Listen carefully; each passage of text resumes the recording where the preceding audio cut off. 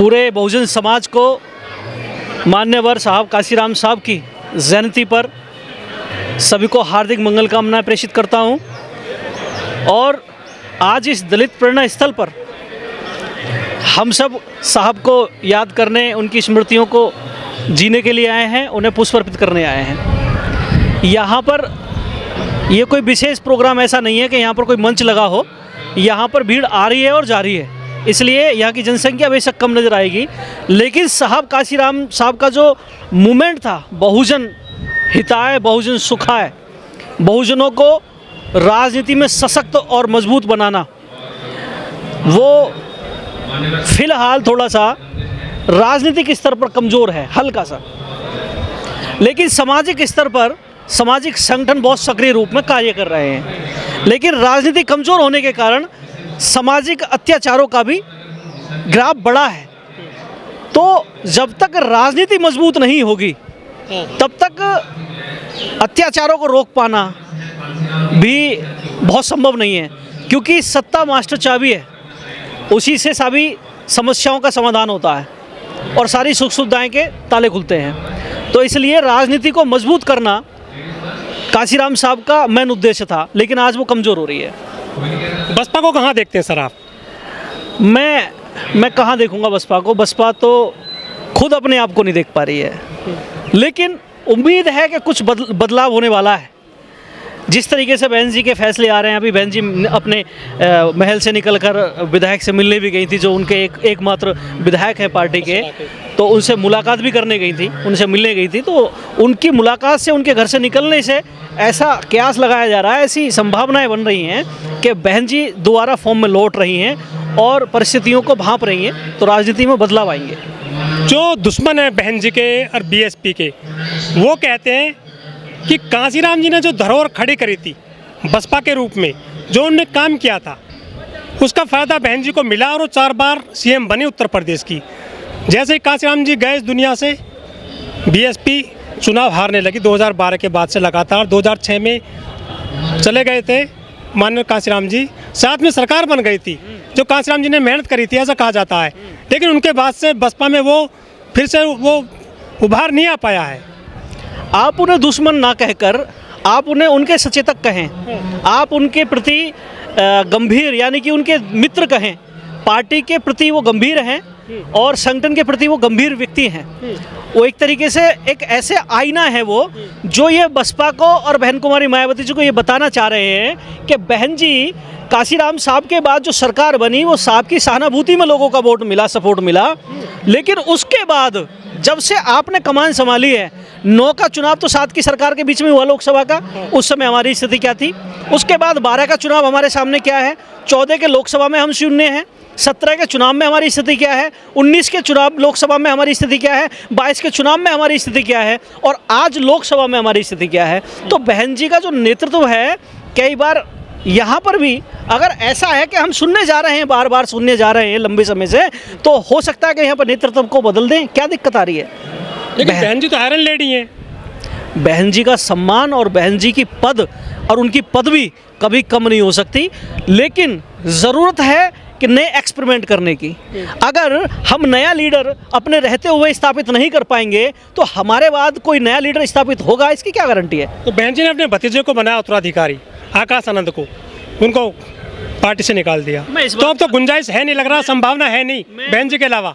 मैं इस बात का विरोधी था और इस बात का विरोधी था कि बहन जी ने आकाश आनंद को ही नेशनल कोऑर्डिनेटर क्यों बनाया, जबकि पार्टी में काम कर रहे 20 साल 25 साल के पुराने नेता, जो अन्य दलों संगठनों में अन्य पदों पर रह के पार्टी में काम किया है और लंबा अपने जीवन का एक कार्यकाल उन्होंने पार्टी को दिया है, उन लोगों को आपने मंडल तक नहीं आने दिया, आपने जिले पर नहीं आने दिया, आपने पश्चिम उत्तर प्रदेश या उत्तर प्रदेश तक में कमेटियों में नहीं आने दिया। लेकिन सुन, भरोसा नहीं है, ऐसा नहीं है।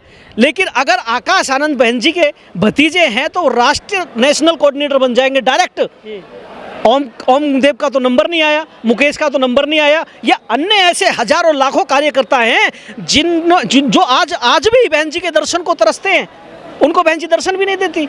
मेरे कहने का मतलब ये है, उसके सुनिए, भरोसा नहीं करती है ना, उसके बावजूद भी चलो हमने इस बात को स्वीकार लिया जब हमने उसे देखा कि आकाश आनंद अब थोड़ा लग रहा है कि वो थोड़ा ज़मीनी स्तर पर निकलकर अच्छी मेहनत कर रहे हैं और इनसे पार्टी में बूम आ सकता है, उसके बाद पार्टी से निकाल दिया बहन जी ने। जब पार्टी में युवा में जोश आने लगा तो बहन जी ने पार्टी से निकाल दिया। चलो ये भी ठीक था कि जो लोग विरोध कर रहे थे इस बात का पॉजिटिव संदेश गया, लेकिन उसके बाद पार्टी में ले लिया, फिर एक और बात गलत हो गई। उसके बाद लेने के बाद एक बहुत बड़ी कॉन्फ्रेंस करके भी कल परसों निकाल दिया। क्या करना चाहती हैं आप? आप हमारी नेता हैं, आप हमारी लीडर हैं, आपकी तरफ पूरा देश, बहुजन समाज का हर बच्चा बच्चा बुजुर्ग आपकी तरफ निगाहें गाड़े देख रहा है, उनका भविष्य आपके हाथ में है बहन जी। राजनीतिक सत्ता की आप एकमात्र मास्टर हैं हमारे पास, और आपके रहते हुए आपको अब पहले बहन भतीजे को नहीं लाना था, लाना तो निकालना नहीं था, निकाला फिर लाना नहीं था, और फिर लाए तो फिर निकालना नहीं था, लेकिन उसके बावजूद भी आपने सारी संभावनाओं को मटिया मेट कर दिया। ये तो नायकवाद हो गया, ऐसा नहीं होना चाहिए। बहन जी मेरी नेता थी, हैं और रहेंगी, लेकिन अगर हम युवा लीडरशिप स्थापित नहीं करेंगे तो अकेला चना कब तक भाड़ फोड़ेगा। आज देखिए क्या स्थिति है बहुजन समाज पार्टी की, सेक्टर पर, बूथ पर, जिले में, मंडल में, विधानसभा में ढूंढे कमेटियां तैयार नहीं हो पा रही हैं। आप समझ रहे हैं? आप लाते हैं किसी को भी उठाकर प्रत्याशी बना देते हैं, प्रत्याशी नहीं है ढूंढे से। ये कहाँ है, किसकी गलती है? कार्यकर्ता की। बड़े बड़े लीडर आते हैं, बड़े बड़े नेता आते हैं, कहते हैं कार्यकर्ता हमारा कॉमर्शलाइजेशन में विलिप्त हो गया है, वो कॉमर्शियल हो गया है, वो बिना खर्चे के नहीं चलता। कार्यकर्ता को कोसने का काम करते हो, जबकि सच ये है कि आज भी अगर पार्टी खड़ी है, अगर पार्टी की नींव आज भी मजबूत है तो उसी कार्यकर्ता की वजह से है, जिसको जिलाध्यक्ष भी नहीं जानता ढंग से। बहन जी को तो जानने की बहुत बड़ी बात है, जिसको मंडल कोऑर्डिनेटर ढंग से नहीं जानता, पहचानता नहीं है। तो सारी समस्याएं, सारी गालियां कौन खाता है? बड़े नेता किसको गाली देते हैं? अरे तुम काम नहीं करते, बड़े निकम्मे हो। कार्यकर्ता को। और कार्यकर्ता के ऊपर जब कोई दुख आता है, कोई समस्या आता है, तो सब हाथ खड़े कर देते हैं, जिसके कारण आज पार्टी हादसे पर आ गई है। ये समस्या निचले स्तर की नहीं है, ऊपरले स्तर की है। नीचे से अगर हम पत्थर मारेंगे तो नहीं पहुंचता, लेकिन ऊपर से जब छोटी सी कंकड़ी आती है तो उसकी चोट बहुत ज़्यादा होती है। यही समस्या है कि जो ऊपर स्तर पर गलत निर्णय लिए जा रहे हैं, जिसका इफेक्ट ज़मीन पर दिख रहा है, जिसकी वजह से राजनीति नस्त नाबूद हो गई है। अब ढूंढे से भी राजनीति में कुछ बचा नहीं है, लेकिन फिर भी हमारे जैसे सामाजिक संगठन उस पूरे प्रयासरत हैं उसको लेकर। जितनी भी एट्रोसिटी हो रही हैं, बहुजन समाज पार्टी के जिलाध्यक्ष कार्यकर्ता नज़र नहीं आते, सामाजिक संगठन लड़ते नजर आएंगे आपको? नज़र नहीं। कहा कैसे चलेगा? जब तक लोगों में आपके प्रति भावनाएं पैदा नहीं होंगी, उनको ये विश्वास नहीं होगा कि आप के साथ में अगर वो चल रहे हैं तो वो सुरक्षित हैं, आप उनके सुख दुख दर्द में उनका साथ दे रहे हैं। लेकिन यहाँ कुछ ऐसा है ही नहीं, इसलिए जनाधार टूट रहा है, प्रत्याशी नहीं मिल रहे हैं, वोट बैंक बिगड़ रहा है, सारी स्थितियाँ खराब हो चुकी हैं। आज देखिए हम क्या थे, भारत की तीसरी सबसे बड़ी पार्टी हम थे, लेकिन आज हादसे पर आ गए हैं। इसमें किसी पार्टी का दबाव या किसी एजेंसी का दबाव हम कह दें, बहुत सारे लोग कुछ भी बोल देते हैं, लेकिन सच बात यह है कि एक व्यक्ति पर दबाव हो सकता है, पूरे संगठन पर दबाव नहीं हो सकता।